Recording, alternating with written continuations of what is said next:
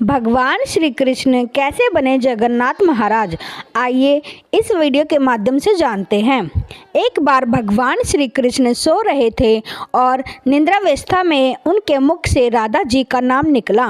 पट रानियों को लगा कि वह प्रभु की इतनी सेवा करती है, परंतु प्रभु को सबसे ज़्यादा राधा जी का ही स्मरण रहता है। रुक्मणी जी एवं अन्य रानियों ने रोहिणी जी से राधा रानी व श्री कृष्ण के प्रेम व ब्रज लीलाओं का वर्णन करने की प्रार्थना की। माता ने कथा सुनाने की हामी तो भर दी, लेकिन यह भी कहा कि श्री कृष्ण व बलराम को इसकी भनक ना लगे। तय हुआ कि सभी रानियों को रोहिणी जी एक गुप्त स्थान पर कथा सुनाएगी, वहां कोई और ना आए, इसके लिए सुभद्रा जी को पहरा देने के लिए मना लिया गया। सुभद्रा जी का आदेश दिया गया कि स्वयं श्री कृष्ण या बलराम भी आए तो उन्हें अंदर न आने देना। माता ने कथा सुनानी आरंभ कर दी।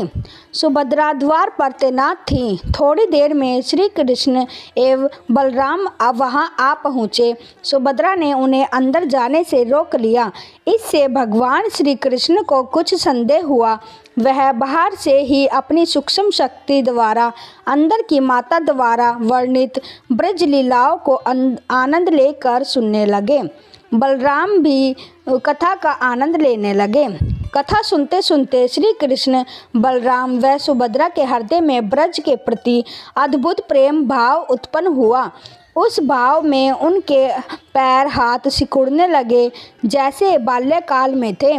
तीनों राधा जी की कथा में ऐसे विभोर हुए कि मूर्ति के समान जड़ प्रतीत होने लगे। बड़े ध्यान पूर्वक देखने पर भी उनके हाथ पैर दिखाई नहीं देते थे। सुदर्शन ने भी द्रवित होकर लंबा रूप धारण कर लिया। उसी समय देव मुनि नारद वहां आ पहुँचे। भगवान के इस रूप को देखकर आश्चर्यचकित हो गए और निहारते रहे। कुछ समय बाद जब तंद्रा भंग हुई तो नारद जी ने प्रणाम करके भगवान श्री कृष्ण से कहा, हे प्रभु, मेरी इच्छा है कि मैंने आज जो रूप देखा है वह रूप आपके भक्त जनों को पृथ्वी लोक पर चिरकाल तक देखने को मिले। आप इस रूप में पृथ्वी पर वास करें। भगवान श्री कृष्ण नारद जी की बात से प्रसन्न हुए और उन्होंने कहा कि ऐसा ही होगा। कली काल में मैं इसी रूप में नीलांचल क्षेत्र में अपना स्वरूप प्रकट करूंगा।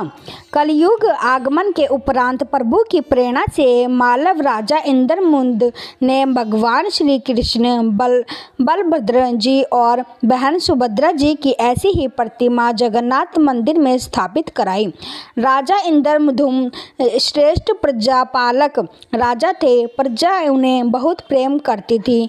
प्रजा सुखी और संतुष्ट थी। राजा के मन में इच्छा थी कि वह कुछ ऐसा करे जिससे सभी उन्हें स्मरण रखें। देवयोग से इंद्रधुम्न ने मन में एक अज्ञात कामना प्रकट हुई कि वह ऐसा मंदिर का निर्माण कराए जैसा दुनिया में कहीं और न हो। इंद्रधुम्न ने विचारने लगे कि आखिर उनके मंदिर में किस देवता की मूर्ति स्थापित करें। राजा के मन में यही इच्छा और चिंतन चलने लगा। एक रात इसी पर गंभीर चिंतन करते सो गए। नींद में राजा ने एक सपना देखा। सपने में उन्हें एक देव वाणी सुनाई पड़ी। इंद्रधुम्न ने सुना, राजा, तुम पहले नए मंदिर का निर्माण आरंभ करो। मूर्ति विग्रह की चिंता छोड़ दो। उचित समय आने पर तुम्हें स्वयं राहत दिखाई पड़ेगी। राजा नींद से जाग उठे। सुबह होते ही उन्होंने अपने मंत्रियों को सपने की बात बताई। राजपुरोहित के सुझाव पर शुभ मुहूर्त में पूर्वी समुद्र तट पर एक विशाल मंदिर के निर्माण का निश्चय हुआ। वैदिक मंत्रोच्चार के साथ मंदिर निर्माण का श्री गणेश हुआ। राजा इंद्रधुम्न के मंदिर बनवाने की सूचना शिल्पियों और कारीगरों को हुई। सभी इसमें योगदान देने पहुँचे। दिन रात मंदिर के निर्माण में जुट गए। कुछ ही वर्षों में मंदिर बनकर तैयार हुआ। सागर तट पर एक विशाल मंदिर का निर्माण तो हो गया, परंतु मंदिर के भीतर भगवान की मूर्ति की समस्या जस की तस थी। राजा फिर से चिंतित होने लगे। एक दिन मंदिर के गर्भगृह में बैठकर इसी चिंतन में बैठे राजा की आंखों से आंसू निकल आए। राजा ने भगवान से विनती की कि प्रभु, आपके किस स्वरूप को इस मंदिर में स्थापित करूं? इसकी चिंता तो व्यग्र हूँ, मार्ग दिखाइए। आपने सपने में जो संकेत दिया था उसे पूरा होने का समय कब आएगा? देव विग्रह विहीन मंदिर देख सभी मुझ पर हंसेंगे। राजा की आंखों से आंसू झड़ रहे थे और वह प्रभु से प्रार्थना करते जा रहे थे। प्रभु, आपके आशीर्वाद से मेरा बड़ा सम्मान है। प्रजा समझेंगी कि मैंने झूठ मूठ में सपने में आपके आदेश की बात कहकर इतना बड़ा श्रम कराया। हे प्रभु, मार्ग दिखाइए। राजा दुखी मन से अपने महल को चले गए। उस रात को राजा ने फिर से एक सपना देखा। सपने में उन्हें देववाणी सुनाई दी। राजन, यहाँ निकट में ही भगवान श्री कृष्ण का विग्रह रूप है। तुम उन्हें खोजने का प्रयास करो, तुम्हें दर्शन मिलेंगे। इंद्रधूम ने सपने की बात पुरोहित और मंत्रियों को बताई। सभी यह निष्कर्ष पर पहुँचे कि प्रभु की कृपा सहज प्राप्त नहीं होगी।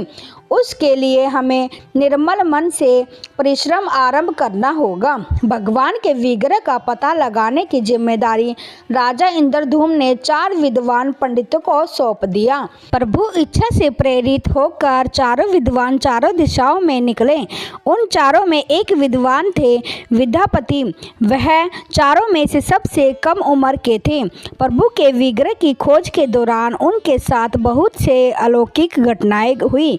पंडित विद्यापति पूर्व दिशा की ओर चले। कुछ आगे चलने के बाद विद्यापति उत्तर की ओर मुड़े तो उन्हें एक जंगल दिखाई दिया। वन भयावह था। विद्यापति भगवान श्री कृष्ण के उपासक थे। उन्होंने श्री कृष्ण का स्मरण किया और राह दिखाने की प्रार्थना की। भगवान श्री कृष्ण की प्रेरणा से उन्हें राह दिखने लगी। प्रभु का नाम लेते वह वन में चले जा रहे थे। जंगल के मध्य उन्हें एक पर्वत दिखाई दिया। पर्वत के वृक्षों से संगीत की ध्वनि सा सुरम्य गीत सुनाई पड़ रहा था। विद्यापति संगीत के जानकार थे। उन्हें वहां मृदंग, बंसी और करताल की मिश्रित ध्वनि सुनाई दे रही थी। यह संगीत उन्हें दिव्य लगा। संगीत की लहरियों को खोजते विद्यापति आगे बढ़ चले। वह जल्दी ही पहाड़ी की चोटी पर पहुंच गए। पहाड़ के दूसरी ओर उन्हें एक सुंदर घाटी दिखी जहां भी नृत्य कर रहे थे। विद्यापति उस दृश्य को देखकर मंत्रमुग्ध थे। सफर के कारण थके थे, पर संगीत से थकान मिट गई और उन्हें नींद आने लगी। अचानक एक बाघ की गर्जना सुनकर विद्यापति घबरा उठे। बाघ उनकी ओर दौड़ता आ रहा था। बाघ को देखकर विद्यापति घबरा गए और बेहोश होकर वहीं गिर पड़े। बाघ विद्यापति पर आक्रमण करने ही वाला था कि तभी एक स्त्री ने बाघ को पुकारा। बाघा! उस आवाज को सुनकर बाघ मौन खड़ा हो गया। स्त्री ने उसे लौटने का आदेश दिया तो बाघ लौट पड़ा। बाघ उस स्त्री के पैरों के पास ऐसे लौटने लगा जैसे कोई बिल्ली पुचकार सुनकर खेलने लगती है। युक्ति बाघ की पीठ को प्यार से थपथपाने लगी और बाघ स्नेह से लौटता रहा। वह स्त्री वहां मौजूद स्त्रियों में सर्वाधिक सुंदर थी। वह भीलों के राजा विश्वावसु की इकलौती पुत्री ललिता थी। ललिता ने अपनी सेविकाओं को अचेत विद्यापति की देखभाल के लिए भेजा। सेविकाओं ने झरने से जल लेकर विद्यापति पर छिड़का। कुछ देर बाद विद्यापति की चेतना लौटी। उन्हें जल पिलाया गया। विद्यापति यह सब देखकर कुछ आश्चर्य में थे। ललिता विद्यापति के पास आई और पूछा, आप कौन हैं और भयानक जानवरों से भरे इस वन में आप कैसे पहुँचे? आपके आने का प्रयोजन बताइए ताकि मैं आपकी सहायता कर सकूं। विद्यापति के मन से बाघ का भय पूरी तरह गया नहीं था। ललिता ने यह बात भांप ली और उन्हें सांत्वना देते हुए कहा, आप मेरे साथ चलें। जब आप स्वस्थ हो तब अपने लक्ष्य की ओर प्रस्थान करें। विद्यापति ललिता के पीछे पीछे उनकी बस्ती की तरफ चल दिए। विद्यापति विद्यापति भीलों के राजा विश्वावसु से मिले और उन्हें अपना परिचय दिया। विश्वावसु विद्यापति जैसे विद्वान से मिलकर बड़े प्रसन्न हुए। विश्वावसु के अनुरोध पर विद्यापति कुछ दिन वहां अतिथि बनकर रुके। वह भीलों को धर्म और ज्ञान का उपदेश देने लगे। उनके उपदेशों को विश्वावसु तथा ललिता बड़ी रुचि के साथ सुनते थे। ललिता के मन में विद्यापति के लिए अनुराग पैदा हो गया। विद्यापति ने भी भाप लिया कि ललिता जैसी सुंदरी को उनसे प्रेम हो गया है, किंतु विद्यापति एक बड़े कार्य के लिए निकले थे। अचानक एक दिन विद्यापति बीमार हो गए। ललिता ने उसकी सेवा की। इससे विद्यापति के मन में भी ललिता के प्रति प्रेम भाव पैदा हो गया। विश्वावसु ने प्रस्ताव रखा कि विद्यापति ललिता से विवाह कर ले। विद्यापति ने इसे स्वीकार कर लिया। कुछ दिनों के सुख में बीते। ललिता से विवाह करके विद्यापति प्रसन्न तो था, पर जिस महत्वपूर्ण कार्य के लिए वह आए थे वह अधूरा था। यही चिंता उन्हें बार बार सताती थी। इस बीच विद्यापति को एक विशेष बात पता चली। विश्वावसु हर रोज सवेरे उठकर कहीं चला जाता था और सूर्य उदय के बाद ही लौटता था।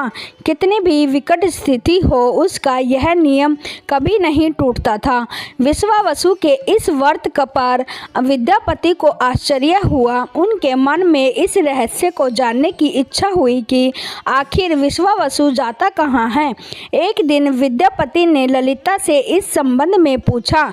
ललिता यह सुनकर सहम गई। विद्यापति ने ललिता से उसके पिता द्वारा प्रतिदिन सुबह किसी अज्ञात स्थान पर जाने और सूर्य उदय के पूर्व लौट आने का रहस्य पूछा। विश्वावसु का नियम किसी हाल में नहीं टूटता था, चाहे कितनी भी विकट परिस्थिति हो। ललिता के सामने धर्म संकट आ गया। वह पति की बात को ठुकरा नहीं सकती थी, लेकिन पति जो पूछ रहा था वह उसके वंश की गोपनीय परंपरा से जुड़ी बातें थी, जिसे खोलना संभव नहीं था। ललिता ने कहा, स्वामी, यह हमारे कुल का रहस्य है जिसे किसी के सामने खोला नहीं जा सकता, परंतु आप मेरे पति हैं और मैं आपको कुल का पुरुष मानते हुए जितना संभव है उतना बताती हूँ। यहाँ से कुछ दूरी पर एक गुफा है जिसके अंदर हमारे कुल देवता है। उनकी पूजा हमारे सभी पूर्वज करते आए हैं। यह पूजा निर्बाध चलनी चाहिए। उसी पूजा के लिए पिताजी रोज सुबह नियमित रूप से जाते हैं। विद्यापति ने ललिता से कहा कि वह भी उनके कुल देवता के दर्शन करना चाहते हैं। ललिता बोली, यह संभव नहीं है। हमारे कुल देवता के बारे में किसी को जानने की इच्छा है। यह सुनकर मेरे पिता क्रोधित हो जाएंगे। विद्यापति की उत्सुकता बढ़ रही थी। वह तरह तरह से ललिता को अपने प्रेम की शपथ देकर उसे मनाने लगे।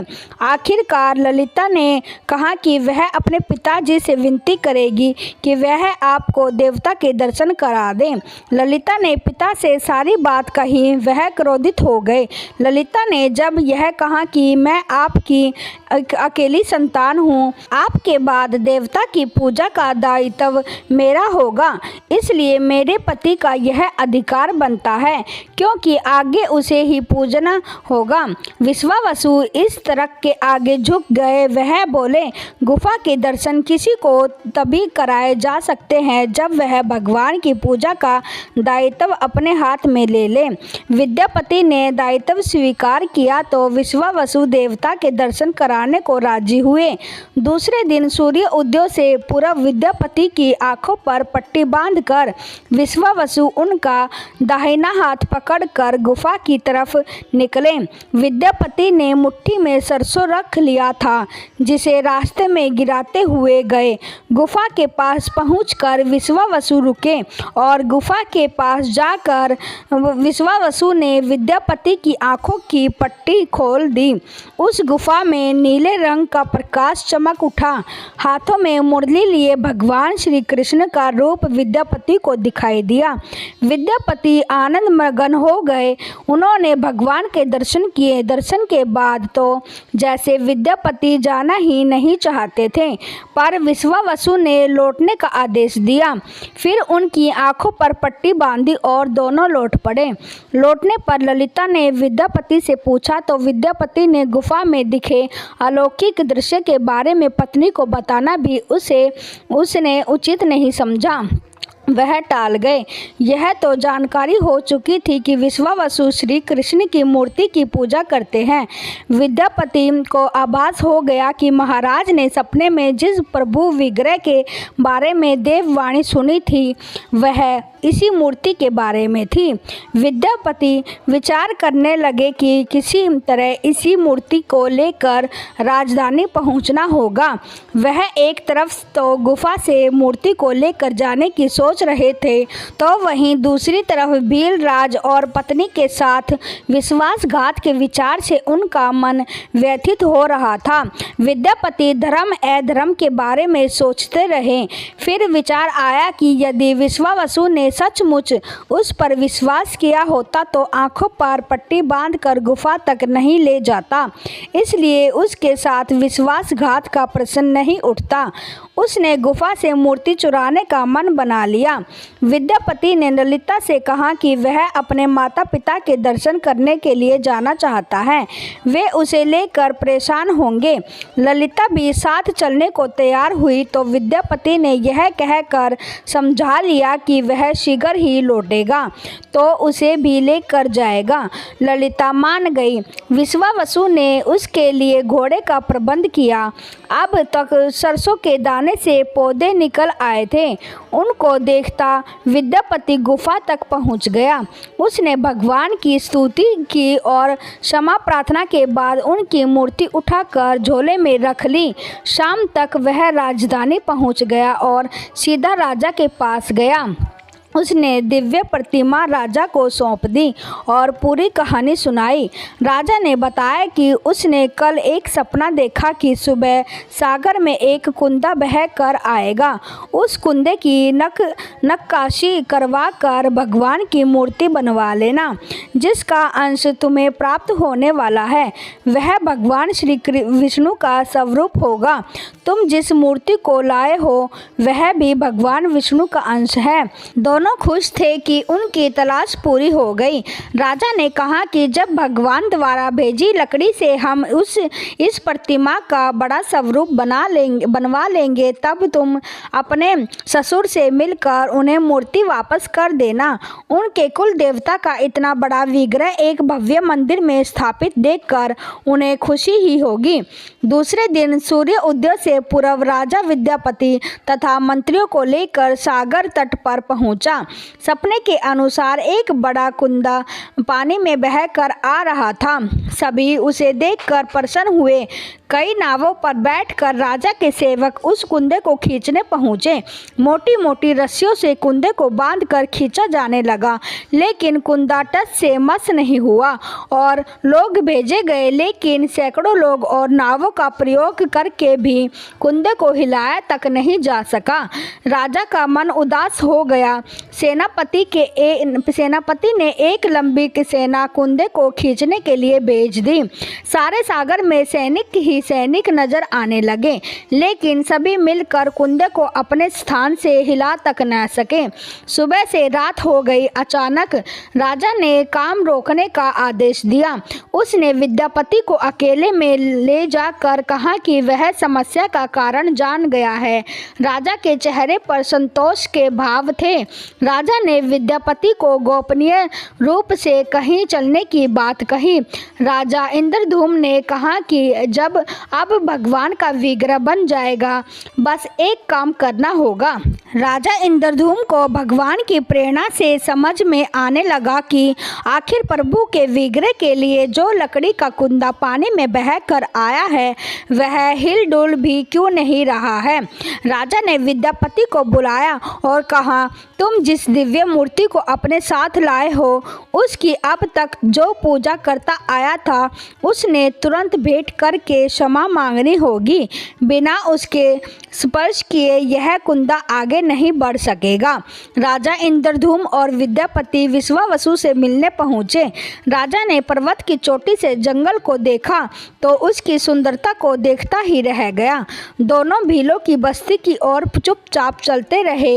इधर विश्वावसु अपने नियमित दिनचर्या के हिसाब से गुफा में अपने कुल देवता की पूजा के लिए चले। वहां प्रभु की मूर्ति गायब देखी तो वह समझ गए कि उनके दामाद ने यह छल किया है। विश्वावसु लौटे और ललिता को सारी बात सुना दी। विश्वावसु पीड़ा से भरा घर के आंगन में पिछाड़ खाकर गिर गए। ललिता अपने पति द्वारा किए विश्वासघात से दुखी थी और स्वयं को इसका कारण मान रही थी। पिता पुत्री दिन भर विलाप करते रहे। उन दोनों ने अन्न का एक दाना भी न छुआ। अगली सुबह विश्वावसु उठे और सदा की तरह अपनी दिनचर्या का पालन करते हुए गुफा की तरफ बढ़ निकले। वह जानते थे कि प्रभु का विग्रह वहां नहीं है, फिर भी उनके पैर गुफा की ओर खींचे चले जाते थे। विश्वावसु के पीछे ललिता और रिश्तेदार भी चले। विश्वावसु गुफा के भीतर पहुँचे जहाँ भगवान की मूर्ति होती थी। उस चट्टान के पास खड़े होकर हाथ जोड़कर खड़े रहे, फिर उस ऊंची चट्टान पर गिर गए और बिलख बिलख कर रोने लगे। उनके पीछे प्रजा भी रो रही थी। एक भील युवक भागता हुआ गुफा के पास आया और बताया कि उसने महाराज और उनके साथ विद्यापति को बस्ती की ओर से आते देखा है। यह सुनकर सब चौंक उठे। विश्वावसु राजा के स्वागत में गुफा से बाहर आए, लेकिन उनकी आंखों में आंसू थे। राजा इंद्रधूम विश्वावसु के पास आए और उन्हें अपने हृदय से लगा लिया। राजा बोले, भीलराज, तुम्हारे कुल देवता की प्रतिमा का चोर तुम्हारा दामाद नहीं, मैं हूँ। उसने तो अपने महाराज के आदेश का पालन किया है। यह सुनकर सब चौंक उठे। विश्वावसु ने राजा को आसन दिया। राजा ने उसे विश्वावसु को शुरू से अंत तक पूरी बात बताकर कहा कि आखिर क्यों यह सब करना पड़ा। फिर राजा ने उसने अपने सपने और फिर जगन्नाथपुरी में सागर तट पर मंदिर निर्माण की बात कह सुनाई। राजा ने विश्वावसु से प्रार्थना की कि भील सरदार विश्वावसु, कई पीढ़ियों से आपके वंश के लोग भगवान की मूर्ति को पूजते आए हैं। भगवान के उस विग्रह के दर्शन सभी को मिले, इसके लिए आपकी सहायता चाहिए। ईश्वर द्वारा भेजे गए लकड़ी के कुंदे से बनी मूर्ति के भीतर हम इस दिव्य मूर्ति को सुरक्षित रखना चाहते हैं। अपने कुल की प्रतिमा को पुरी के मंदिर में स्थापित करने की अनुमति दो। उस कुंदी को तुम स्पर्श करोगे तभी वह हिलेगा। विश्वावसु राजी हो गए। राजा सपरिवार विश्वावसु को लेकर सागर तट पर पहुँचे। विश्वावसु ने कुंदे को छुआ। छूते ही कुंदा अपने आप तैरता हुआ किनारे पर आ गया। राजा के सेवकों ने उस कुंदे को राजमहल में पहुंचा दिया। अगले दिन मूर्तिकारों और शिल्पियों को राजा ने बुलाकर मंत्रणा की कि आखिर इस कुंदे से कौन सी देव मूर्ति बनाना शुभदायक होगा। मूर्तिकारों ने कह दिया कि वे पत्थर की मूर्तियां बनाना तो जानते हैं, लेकिन लकड़ी की मूर्ति बनाने का उन्हें ज्ञान नहीं है। एक नए विघ्न के पैदा होने से राजा फिर चिंतित हो गए। उसी समय वहां एक बूढ़ा आदमी आया।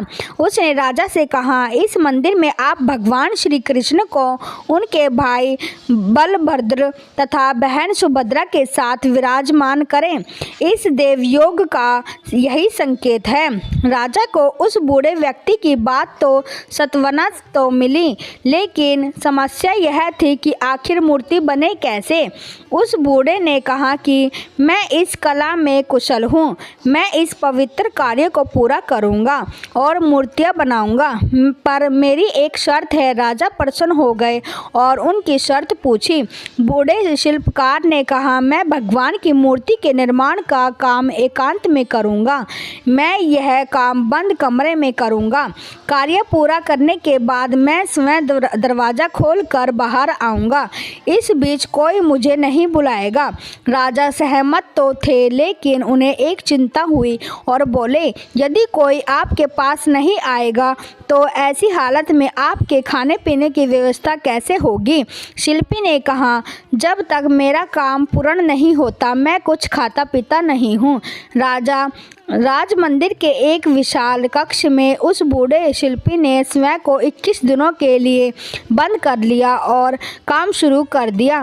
भीतर से आवाज़ें आती थी। महारानी गुंडीचा देवी दरवाजे से कान लगाकर अक्सर छेनी हथौड़े के चलने की आवाज़ें सुना करती थी। महारानी रोज की तरह कमरे के दरवाजे से कान लगाए खड़ी थी। 15 दिन बीते थे कि उन्हें एक कमरे से आवाज़ सुनाई पड़नी बंद हो गई। जब मूर्तिकार के काम करने की कोई आवाज़ न पड़ी तो रानी चिंतित हो गई। उन्हें लगा कि वृद्ध आदमी है, खाता पीता भी नहीं, कहीं उसके साथ कुछ अनिष्ट न हो गया हो। व्याकुल होकर रानी ने दरवाजे को धक्का देकर खोला और भीतर झांक कर देखा। महारानी गुंडीचा देवी ने इस तरह मूर्तिकार को दिया हुआ वचन भंग कर दिया। मूर्तिकार अभी मूर्तियां बना रहा था, परंतु रानी को देखते ही वह अदृश्य हो गए। मूर्ति निर्माण का कार्य अभी तक पूरा नहीं हुआ था। हाथ पैर का निर्माण पूर्ण नहीं हुआ था। वृद्ध शिल्पकार के रूप में स्वयं देवताओं के शिल्पी भगवान विश्वकर्मा आए थे। उनके अदृश्य होते ही मूर्तियां अधूरी ही रह गई। इसी कारण आज भी यह मूर्तियां वैसी ही है। उन प्रतिमाओं को ही मंदिर में स्थापित कराया गया। कहते हैं विश्वावसु संभव उस जरा बहलिए का वंशज था जिसने अनजाने में भगवान कृष्ण की हत्या कर दी थी। विश्वावसु शायद भगवान श्री कृष्ण के पवित्र अवशेषों की पूजा करता था। ये अवशेष मूर्तियों में छिपा कर रखे गए थे। विद्यापति और ललिता के वंशज जिन्हें दैत्यपति कहते हैं, उनका परिवार ही यहाँ अब तक पूजा करता है। जय श्री जगन्नाथ। वीडियो अच्छी लगी हो तो प्लीज़ लाइक कमेंट ज़रूर करें।